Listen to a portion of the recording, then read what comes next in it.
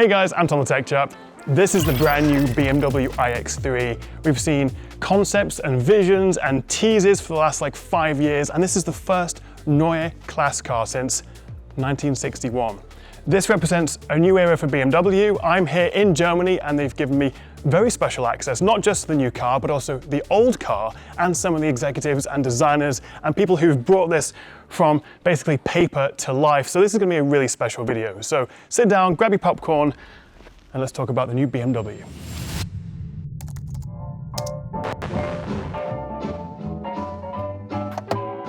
Hello, let's go back in time.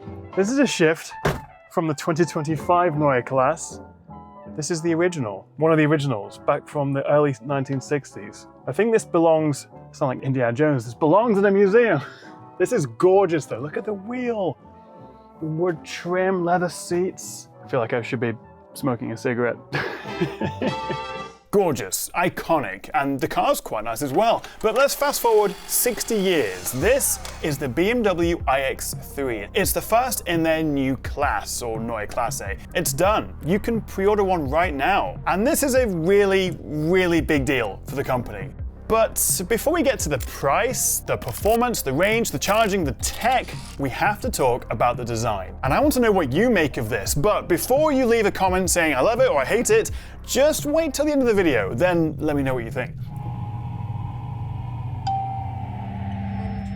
Ready?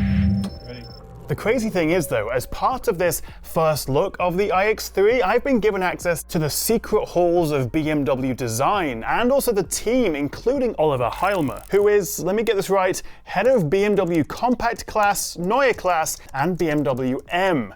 Exactly. What a job. So obviously the last Neue Klasse was 1961. Yes. And your job was to make the new one, the Neue Klasse. But that's a lot of pressure, isn't it? You must have felt that. It's always a big pressure to kind of jump further ahead. It was really exciting for the design team as well, because we knew that we're gonna jump really far ahead in terms of technology.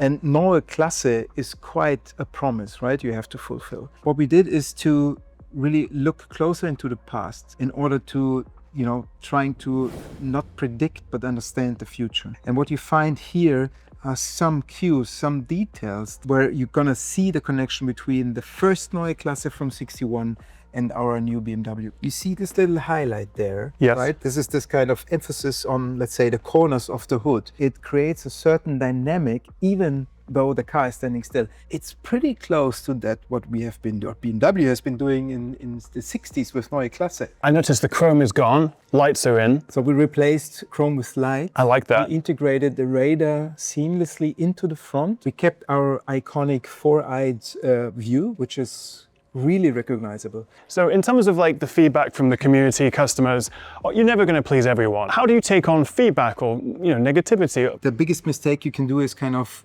being hyper-reactive and then changing something to maybe a direction that might not be wrong in the next 5 years. That's a great point, and I make YouTube videos. These guys are watching it on YouTube, and comments will immediately either say I love it or I hate it. But and that's fantastic because design is such a subjective thing. Absolutely. And it's great to have a reaction. Yeah. I appreciate you making a bold leap forward in this way, and I think it's stunning.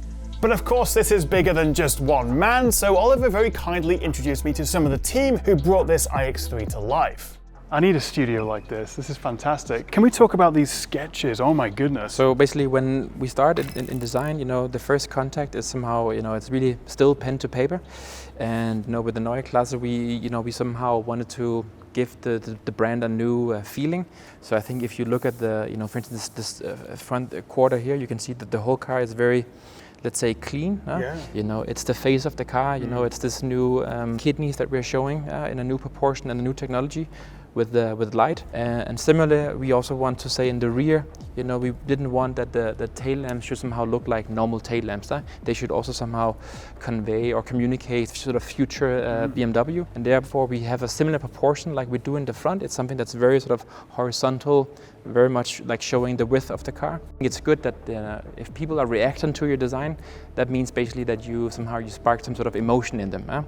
And that people also have certain expectations of what makes a BMW is maybe also a good thing. That means we have a strong brand. In terms of the sort of transition, the journey from the original Neue Klasse to the new one? Like, what kind of, are there any themes that have come through? Yeah, so I think for me it's definitely the face, yeah?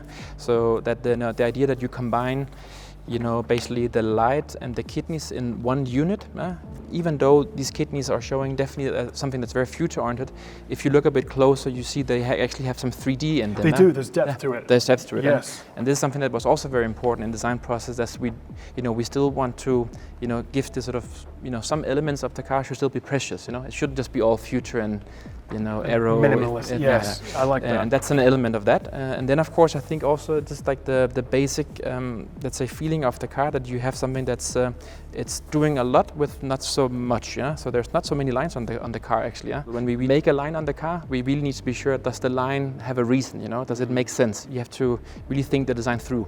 It's a clay model we've got here? It's a clay model, yeah. And of course that's a bit misleading, because actually the material that we have here is actually not clay. I can't. Yeah, yeah, exactly. Yeah, I think it's some sort of a plastic material. Even though we work with, let's say, digital tools, we spend most of our time actually modeling in 3D.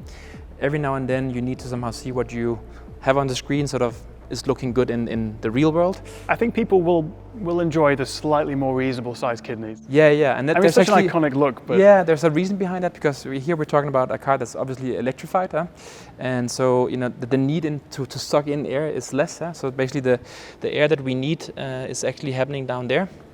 And then here the kidneys, they then like serve a new purpose. So here we actually integrate our sensors, and here you can see there's also a camera. Yes. And so the kidneys, they get more of this sort of techie character actually. What I think is also very strongly recognizable here is the tail lamp signature. So it's a very new graphic, very modern, but if you look a bit closer, you can see it's actually somehow still the L. You know, the L is somehow important for BMW. This is such an incredible opportunity to see some of the behind the scenes and also just talk to these guys. I could be here all day. But just to see it from pencil to concept to prototype to final model and then the car that we've seen today. This is a process that takes years with a huge team, all trying to create something bold, new, exciting, but also practical and safe and functional, while at the same time infusing decades of iconic designs. That's a lot of pressure. And while of course design is very subjective, I think they've done a pretty good job here. Although I reckon if this YouTube stuff doesn't work out, maybe they'll give me a job. Maybe I'll leave it to the experts. I drove this a few months ago, but it was like a camouflage version. I couldn't see what it would actually look like. But now I'm sitting in it, we've got a full view, everything is unveiled, and this actually is the digital white trim. It's like a very futuristic kind of aesthetic in here. I like it a lot. If I'm honest though, I am more excited about the inside of the iX3, because obviously this is where you're gonna spend all your time. So let me introduce you to Florian, or Flo, and his boss Sebastian, who helped design this, I'm just gonna call it, cozy spaceship of an interior. Before I started, I did research at the BMW Classic and had a look at the Neue Klasse, the old Neue Klasse, and I was sitting inside and it was really inspiring how clear and how reduced the interior was, and this was a big inspiration for myself and for the process for the Neue Klasse. This is now the style of more comic style sketching, something what the CAS modelers get from me, and they try to build it in 3D. Overall, the new theme of the panoramic vision display combined with the central display and the steering wheel, this is the main focus of the interior. The idea of the design is to get a really reduced interior design. As you can see here, is the nice wraparound, which indicates this nice feeling of interior of a living room. And yes, we do get dual cooled wireless charging pads as well as heated and ventilated seats. Here in the dashboard, you were able to see it, that the light came through. A perfect combination of material, geometry, and also the light, which is linked to our screens and the digital content. So islands, for example, I think you see that it's not just like an outline, has a geometric kind of influence to the surface around it. And steering wheel is also a very good example for the collaboration of what we're doing digitally and from the geometry side. Did you realize that the angles here, they're perfectly fitting to the angles to the screen? I like it. It's spacious, it's clean, it's futuristic, but what about the practicality? I noticed on Flo's sketches here that there weren't any knobs or dials to control, say, the air vents. The decision was quite clear for us to really focus on this clean attitude of the overall interior and reducing it to the max and focusing on some important things and components. The screen, for example, which is very iconic, also the steering wheel, which is very iconic, and then the overall panoramic iDrive. Actually, I'm really proud on the team and on what the team was able to reach. Seeing the fun and the joy of doing it and bringing that to life. I mean, hey, I drive a Tesla at the moment, and that has even fewer controls than this. Although I wouldn't be against a more hybrid combination of physical and digital, but I can tell you from my own experience, having spent some time in the iX3 now, having driven an earlier version of it, even if it's not to everyone's taste, I really like it. I'm getting Minority Report vibes, which I'm all about. The angles, the light, it's spacious, it's comfortable, and it's radically different from anything we've seen from BMW. And of course, a big part of that is the colors, the paint, the material, the trim. One more thing to show you. Come over here. I'm Claudia Frässow. We are at the BMW Group Color and Material Design Studio, and I'm responsible for the color material design. When we start to develop a car like the Neue Klasse in this new era, it also means that we had to really completely rethink our processes. And we created a completely new design mindset, and we try to combine the digital world and the material world. We are going a lot for recycled materials. Flooring, for example, is 100% recycled. And in general, I have to say that the concept of the design was circular design. So this was the starting point. It means that every little detail we are doing, or for example, also designing the interior, so reducing part, the reduction part is playing a big role in designing for fewer components, fewer materials used, and the ones that are used are recycled. Exactly. You have the white or colored stripe running from the door over the dashboard to the other door. This feeling of a really spacious cabin, always a balance between the coziness but also sportiness and futurism.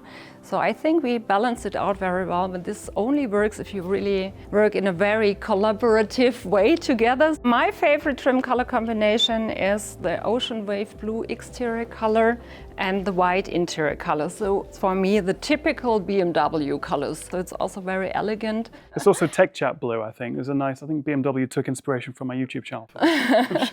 It's also available in the frozen, feels like a total different exterior paint, yeah. Grayish blue as well in the portfolio. It's a bit darker than ocean wave blue. It's polarized gray. This is also really a nice, interesting and modern color. Our colors are designed in a way that it allows really a lot of different combinations. Customers have the choice and many options. It's really important. Yeah, and I have a great team. You really can feel the passion that BMW have for this new iX3, both on the inside, the outside, with the tech, including, of course, the new BMW Panoramic iDrive. And just to break that down for you, that includes the center display, it includes the steering wheel, which utilizes this Shy tech. So this actually turns off the lights for the buttons that you don't need to use in that moment. It's like contextually aware, so it's less overwhelming. We also have the new 3D head-up display, which is straight in front of you on the window, but then the piece de resistance is of course this panoramic vision display, which is split up between the driving and navigation information straight in front of you as the driver, and then the 6 customizable widgets across the rest of the screen. Well, I say screen, this actually is a projection. The idea is to make this as simple, as intuitive, and also as personalized to you as possible. And all this panoramic iDrive is powered by their operating system X, but I'm also pleased to report it does also support Android Auto and Apple CarPlay. All that being said, what is the most important thing when it comes to a car? It's the driving experience, right? And while I did have a few hours driving a pre-production camouflaged version of the iX3 earlier this year, I haven't yet been able to drive and test the proper final model. So make sure you subscribe for a proper full driving review a little bit later on. But in the meantime, what BMW say makes this extra special is, well, it's called the Heart of Joy, this new control unit that brings together all the aspects of the driving experience, whether it's the powertrain, the battery, the brakes, all these systems controlled by one central unit, which apparently is up to 10 times faster at processing all this information than previous models, which should translate to a more responsive, more engaging, and also just more fun driving experience. All right, I've made you wait long enough. Let's get down to brass tacks. The BMW iX3, range up to 400 miles, WLTP. Max charging speed, 400 kilowatts. So if you find a super fast 400 kilowatt charging station, 10 to 80% in 21 minutes. 0 to 62, well, we're talking 4.9 seconds, which was a touch slower than maybe I was expecting. A long-range Model Y, for example, is about 4.7, but still very nippy for a compact SUV, or sorry, SAV, sports activity vehicle, as they call it. So if you fancy yourself a new BMW iX3, you can pre-order it from September the 5th. It will be launching in Europe in, I think, March 2026, North America in the summer, China as well, and it will cost from around 60,000 euros. I think the standard model will be about 68. This is closer to 80. The question is though, what do you think? Love it? Hate it? Want one? Let me know in the comments below. Thank you for watching, guys. A big thank you to BMW for inviting me to have this exclusive look. I can't wait to drive it.